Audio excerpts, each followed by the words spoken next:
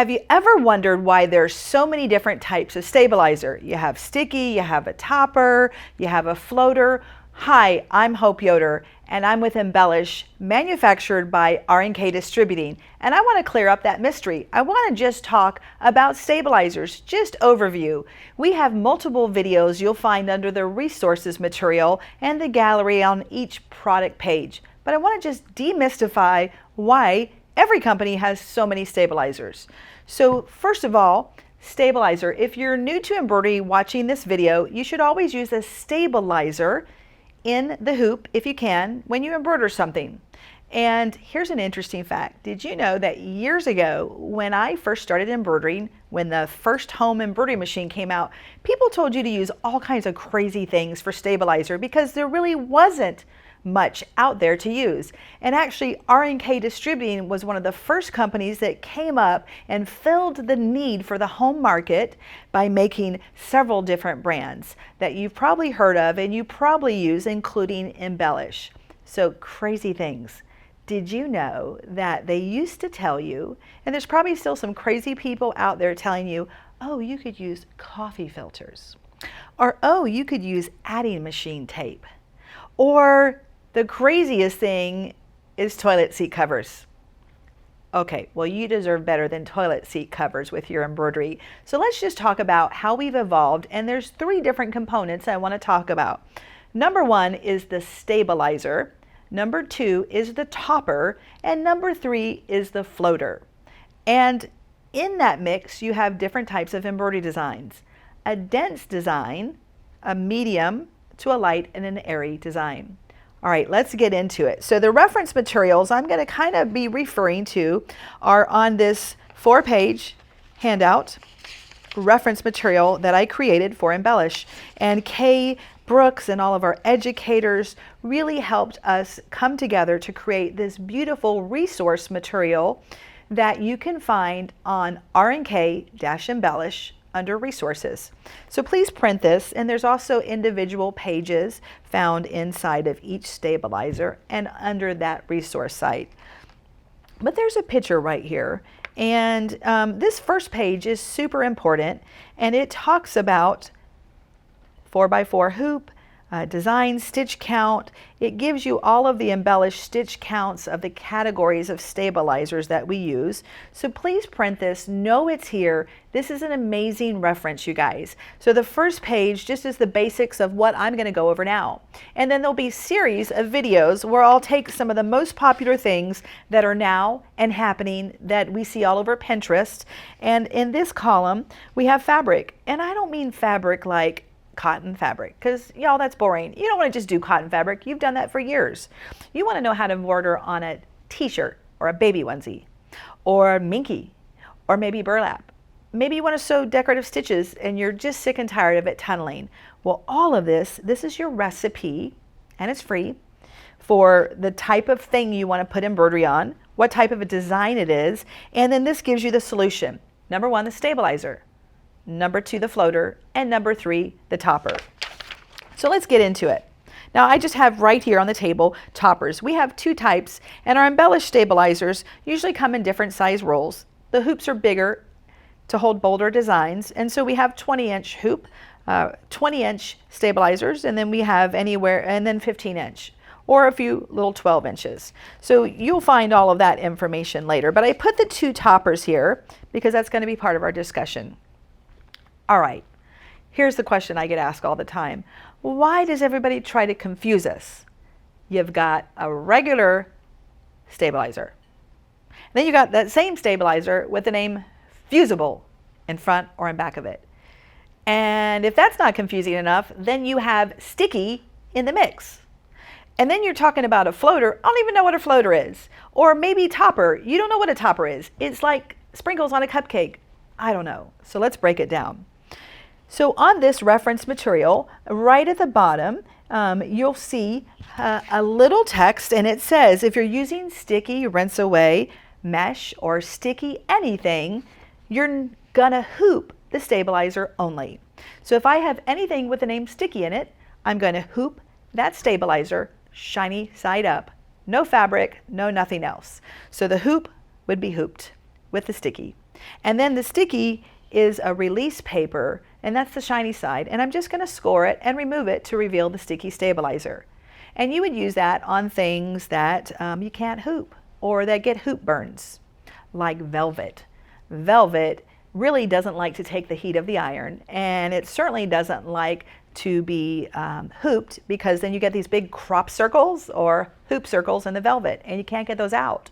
So that's why we have stickies for the unhoopable. Maybe you purchased a blank bookmark and it's too little to hoop, or you have a fabric that will be crushed by hoop marks. That's why you have a sticky. Now, why do we have, let's take our bold tearaway, best tearaway on the planet. So that tearaway holds 12,000 stitches in a 4x4 hoop. We have a bold tearaway and we have a fusible bold tearaway. Why? Well, if you can fuse it, you should do it. Anytime you can fuse fabric, and we have a fusible version of that stabilizer, pick that first. So you would fuse it to the back of your fabric. And then you're going to hoop it as if it were one. So if you can fuse it, do it. If you can fuse it, do it. If you can fuse it, do it. Fuse it to the fabric and then hoop it. Makes sense, right? So that's why we have fusible bold tearaway or fusible soft cutaway. Get it? All right. Now, if that design has a lot of stitches in it, one layer may not be enough. That's the great thing about Embellish stabilizers. We have more fibers in our stabilizer than just about anywhere else that you'll find. Almost everything is made in America. That's so important to me. You want to shop local, you want to support America. American jobs, American made. Now the other thing is these products are so premium and they're exclusive to your dealer. You're not going to find them on Amazon. You're not going to find them on your big box store. You're going to find them in the local dealer, because we're committed at R&K to keeping our local dealer in business. And in return, that's why they sell our product, because not only is it the best on the market, but they want to show you how to use it. They want to train you on it. They want to have fun with you, and you want to support them. So look for any of the Embellish products in Embellish dealers across America, and you can find those links on our website. Well, we talked about if you can fuse it, do it. So let's talk about designs. Now I have this image here, and you'll see this on the reference material, that has a little hoop, and it says it's a 4x4 hoop, and the scenario reads like this. So this is like a riddle. Remember in math? In a 4x4 hoop, if I told you that a 4x4 hoop would hold 12,000 stitches, then you told me, but wait, my design is an 8x8 design. Then how many stitches will it hold in an 8x8 hoop? Now, if you're blind like me, you may think, 24. And that's what I used to think. Honestly, y'all, that's what I used to think. And I had someone come up at an event and say, you know, that math isn't right. And I thought, it isn't? She said, no, if you break it down to the square inch and blah, blah, blah, blah, blah. And of course, then I glazed over. And then Kim and I were talking, and she said, let me show you. So she drew out this drawing. Of course, R&K cleaned it up and made it look pretty. But if you have 12,000 stitches in a 4x4 hoop, and then now you have an 8x8 design, it's like you have 4 mini 4x4 hoops. So it's 12,000 plus 12,000 plus 12,000 plus 12,000. So you can see this diagram here. That is actually 48,000 stitches. So if you go by the square inch, which none of us really care about unless you're a math major, it's not just multiplied by 2, it's going to be multiplied by 4.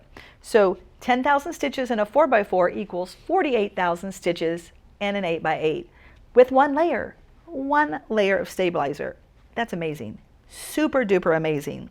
So you fused your stabilizer, but let's say in that 8x8 hoop, you have a dense design. And what I mean by dense is it's almost all filled stitches. And the design is 60,000 stitches. Now that's not very uncommon, and it sounds like a lot of stitches, but it's not really that much.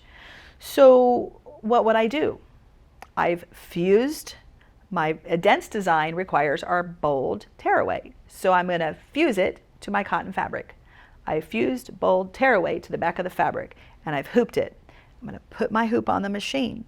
But I need another layer because I have more than 48,000 stitches in that 8x8 hoop in my dense design. Are you with me? All right. So I need something called a floater. floater, like you're floating on the river. So the hoop's on the machine, picture this in your mind, the fabric and the stabilizer are fused, they are one, and now you need more support. You need to stabilize that fabric more. And you wouldn't want to use the fusible version, you would take the non-fusible version. So we have fusible bold tearaway, but now we're going to put the non-fusible version, and we're just going to cut it the exact size of the hoop, or roughly-ish about. And then you're going to just slightly lift up the hoop from the machine, and you're going to float the other non-fusible version of that stabilizer underneath. Now I've got 88,000 stitches. No, 52,000. See, I'm not good at math, but it's okay because I have this guide here and we gave it to you free. So we have our fusible version. If you confuse it, use it. We need more support because we have a dense design with more stitches. So we're going to float the non-fusible version. Does that make sense? I'm thinking it does. Now a topper. Toppers, we have two choices. That's great because you got a 50-50 chance of picking one of the two, and honestly sometimes they're interchangeable. There's a few things that aren't interchangeable, like terry towels, and we'll get to that in a separate video. But a topper, why do you need a topper? Not just because I told you so, but because a topper is actually going to help level, here's the professional term, so the topper will help create a level embroidery field, blah, blah, blah, blah, blah. What it really means is it's going to create a space, a spacer, a space between your fabric and your thread. And that way, when you do machine embroidery, the thread will never, ever, ever sink down into the fabric and get lost. Make sense? How many of you out there have ever taken your embroidery out of the hoop when you're done? You didn't use a topper because you just didn't use a topper, and you turn it upside down and you iron it on a terry towel or a felt pad, and you iron it and you pull it upside down so that when you turn it right side up, the thread pops and it lifts off the fabric because it was sunken down in, and it looks better and you're happy. Well, you know what? If you will use a topper, you don't need to do that anymore. The topper will act as a spacer, and it will give you that little bit of air, that little bit of space between your thread and your fabric. Doesn't that make sense? So three elements. We have our fabric that we're going to hoop that's fused. If we need it, we're going to put a floater, the non-fusible version, underneath. And then we're always going to use a topper. And we only have two types.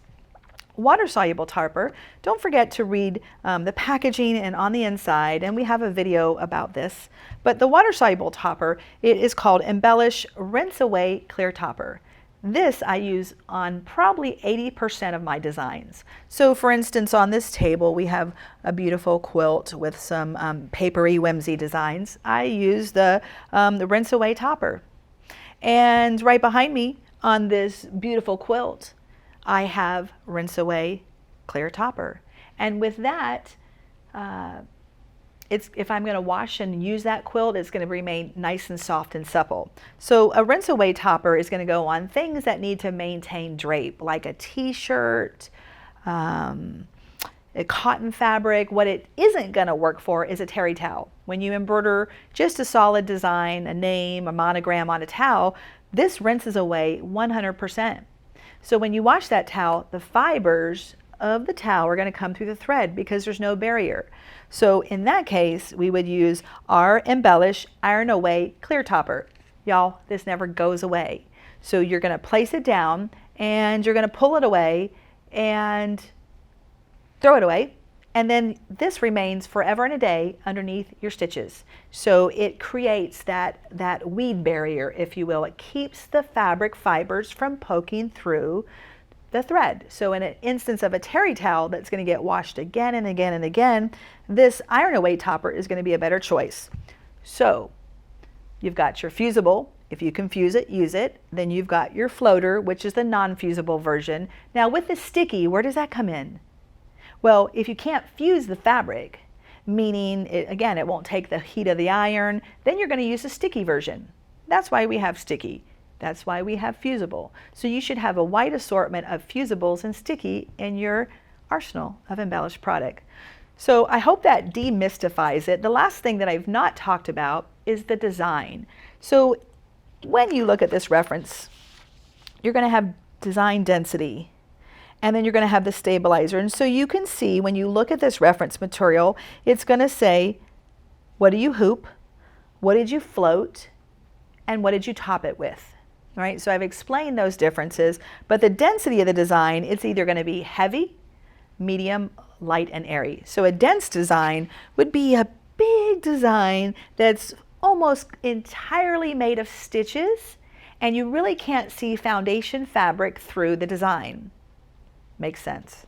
Now, a medium design would be heavy, dense stitching where you don't see the foundation fabric, and maybe some wispy things over here where you can see the fabric through the stitches. So that's a medium design. It's made up of some light and airy and then some solid. So that would be called a medium. And light and airy, good example we all know and love is red work.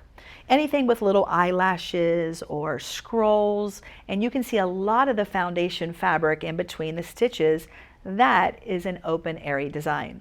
So keep all that in mind when you're using this reference material that is found in the resource section of rnk-embellish.com.